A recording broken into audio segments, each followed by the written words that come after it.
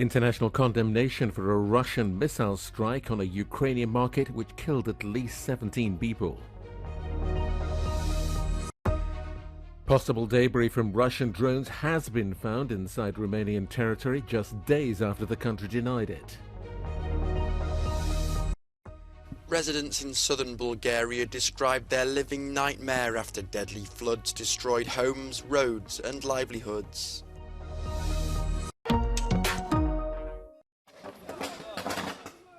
The US has led the condemnation of Russia's attack on a busy market in eastern Ukraine. NATO allies joined in the outrage, some calling it barbaric. At least 17 people, including a child, were killed and a further 32 wounded in what's been one of Russia's deadliest missile strikes in months. Local residents in the town of Kostiantynivka were in shock as they tried to clear up the mess, saying, "Thank God some of us are still alive."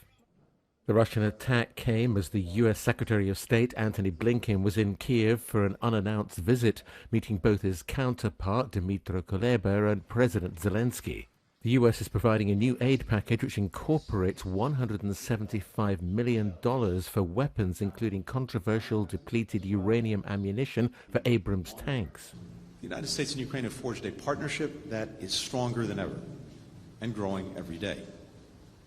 We will continue to stand by Ukraine's side, and today we're announcing new assistance totaling more than $1 billion in this common effort.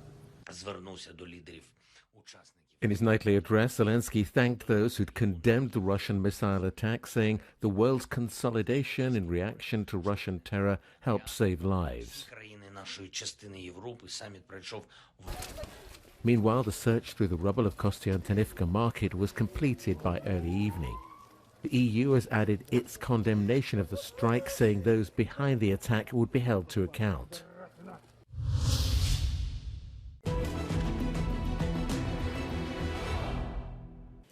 Ukrainian forces continue to advance in West and Zaporizhia regions, says the Institute for the Study of War in its latest update. Now, this assessment is based on the available geolocated footage from the area and specifically 3 angles. Footage showing Russian forces striking Ukrainian positions northwest and west of Robotyne, which indicates that Ukrainian forces have advanced into an area near the settlement that Russian forces previously claimed to control. Moscow-appointed so-called head of the occupied parts of the Zaporizhia region said Russian forces, quote, tactically left the southeastern village of Robotyne after losing control of it to Ukrainian troops, adding that Russian troops withdrew to the hills where they enjoy height advantage. Now, the terrain here in the south of Ukraine is a very flat steppe without any significant elevated areas. Additional geolocated footage posted on the 5th of September shows that Ukrainian forces have also advanced here south of Robotyne and northwest of Verbovo, about 10 kilometers east of Robotyne. Geolocated evidence of Ukrainian forces northwest of Verbovo suggests that Ukrainian forces are advancing along the line of Russian fortifications that runs into the settlement. Ukrainian officials are cautiously optimistic that the next line of Russia's defensive fortifications in the south of Ukraine may be easier to penetrate than the first, which were shrouded by dense minefields.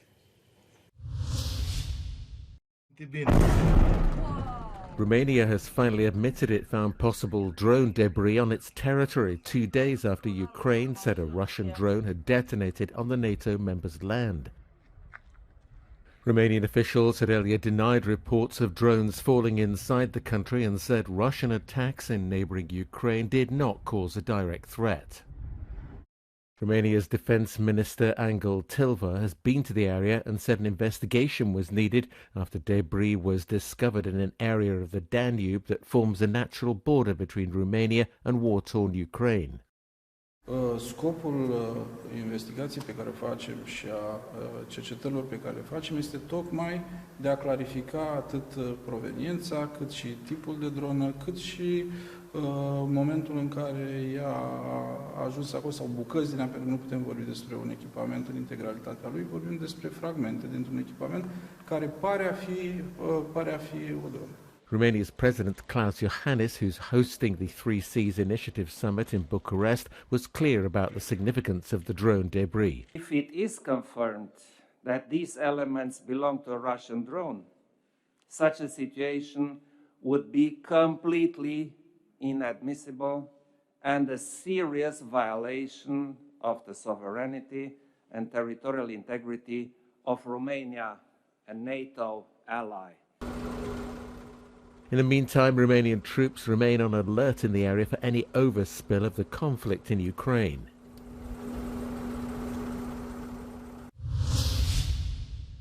A living nightmare. That's how residents in Bulgaria have described deadly floods which swept through its southern coast, killing at least 4 people. Имаше една жена, която беше в къмпинга с малки деца и казваше, че като била в самата каравана, водата е стигала до тук и ги е държала и се преместиха в нашия хотел. Се ги приотиха ги, защото няма къде да отидат. Който както багаж успял да спаси, някакви документи, деца, одеяла, бяха и тук беше като бежански лагер. The flooding caused severe damage to roads and infrastructure. More than 1,000 people were stranded, but traffic has now been restored. Some say they're lucky to be alive.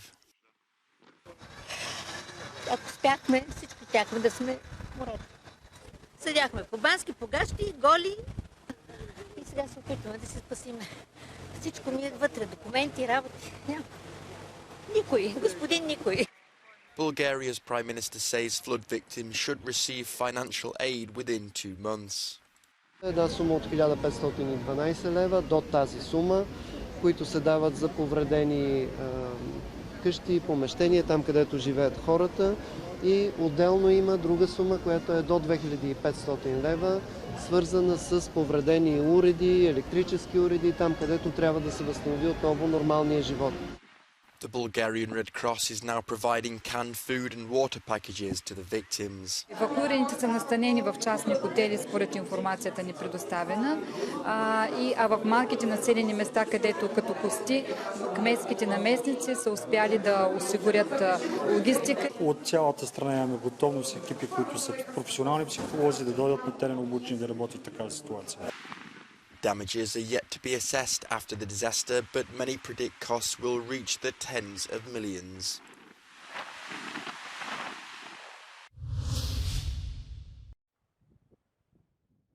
The recent wildfires in Greece had terrible consequences for the environment and entire communities. Among those worst affected were people who lived by growing crops and raising livestock. In Avanda, the first village to be evacuated, the residents have faced a dramatic situation.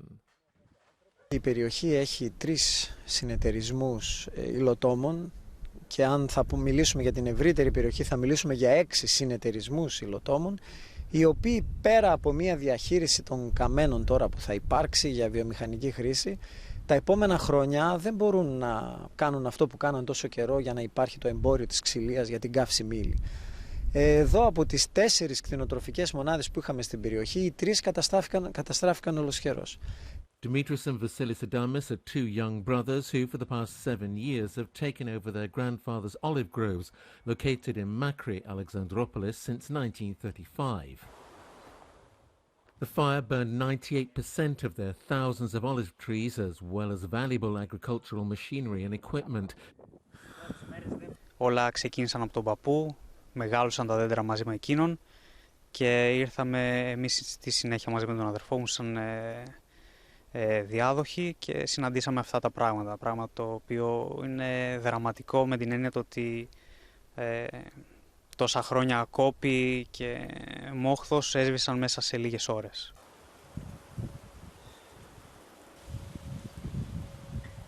Η αλήθεια είναι πως χρειάζεται τουλάχιστον 1,5 με 2 χρόνια για να έχουμε μια εικόνα για την υγεία του δέντρου, αλλά όσον αφορά το κομμάτι της καρποφορίας μιλάμε για τουλάχιστον μετά από 5 με 7 χρόνια και ακόμη και 10 χρόνια σε μεγαλύτερη διάρκεια.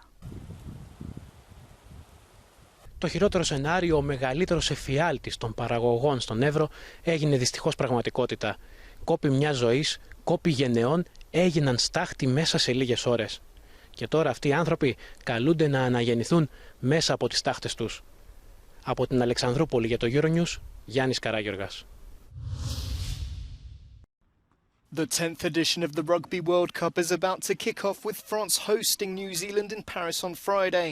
The tournament features 20 teams and the winners will be crowned at the Stade de France on October the 28th.